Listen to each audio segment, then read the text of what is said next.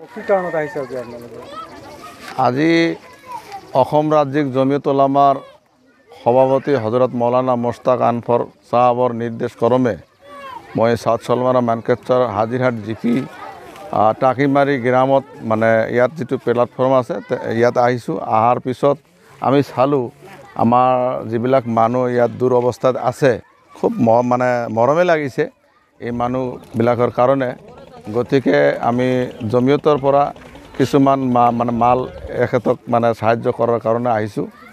আৰু মই আজিতো ডিষ্ট্ৰিবিউট কৰিলোঁ মোৰ জমিয়তৰ ফালৰ যিমান মাল আনিছোঁ, কিন্তু খাস কৰি মালটো বড় কথা নহয়, জমিয়তৰ আমাৰ সাহায্যটো বড় কথা নহয়। মই জমিয়তৰ পৰা ইমান ডিমাণ্ড দি আছোঁ, অসম চৰকাৰক খাস কৰি আমি বিনম্ৰভাৱে অনুৰোধ কৰি আছোঁ যাতে এইখন জাগা মানে হাজিৰহাট জিপি যিটো মানে আমি অৱস্থা দেখিলোঁ, এইখন জাগাত প্ৰশাসনে আৰু DC মহোদয় আৰু আমাৰ অসম চৰকাৰক আমি বিনম্ৰভাৱে অনুৰোধ জনাই আছোঁ আৰু আমাৰ MP মহোদয়কো জনাই আছোঁ যাতে এই মানুহবিলাকৰ সুযোগ সুবিধা আৰু মানে ট্ৰিটমেণ্টৰ ব্যৱস্থা, খোৱা লোৱাৰ ৰেচনৰ ব্যৱস্থা যাতে সোনকালে কৰে আৰু স্থায়ীভাৱে যাতায়াতৰ কিবা যিবিলাক অসুবিধা আছে এই অসুবিধাবিলাক যাতে সুবিধা মানে জনক কৰিব পাৰে, এইটো আমি জমিয়তৰ তৰফৰ পৰা আমি বিনম্ৰভাৱে অসম চৰকাৰক অনুৰোধ জনাইছোঁ।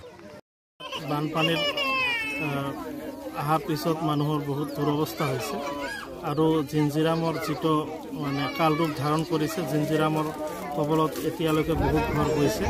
এই ঘৰৰ যিবিলাক ঘৰ জিঞ্জিৰামৰ কবলত গৈছে, এই মানুহবিলাক ইয়াত টাকিমাৰী গাঁৱৰ এটা প্লেটফৰ্ম আছে, এই প্লেটফৰ্মত আহি আশ্ৰয় লৈছে। এইটোত আজি আমাৰ জমিয়তৰ সভাপতি মৌলানা মুস্তাক আনফৰ সাহাবে তেওঁৰ ব্যৱস্থাপনাত আজি আমি কিছুমান সামগ্ৰী লৈ এওঁলোকক সাহায্য দিবলৈ আহিছে। দেখা হৈছে প্লেটফৰ্মত বহুতো পশুধন ইতিমধ্যে মৃত্যুমুখত পৰিলে, খোৱাৰ অভাৱ কি ক'ব? পশুধনবিলাকৰ বহুত দুৰৱস্থা হৈ আছে। আজি মানুহতো যিকোনোভাৱে জীয়াই আছে, কিন্তু পশুধনবিলাক জীয়াই ৰখাটো বহুত টান হৈছে। আৰু এতিয়া আহি এটা দেখিছোঁ ছাগলী এটা মানে কেতিয়াবা মৰিব এনেকুৱা হৈছে আৰু বেমাৰত, আৰু মানুহৰ চিকিৎসাৰ কোনো ব্যৱস্থা নাই। ইয়াত যদি প্ৰশাসনৰ ফালৰ পৰা নাইবা আমাৰ DC মহোদয়ক মই অনুৰোধ জনাইছোঁ, যদি কিবা এটা ব্যৱস্থা কৰি দিয়ে তেনেহ'লে ভাল হ'ব।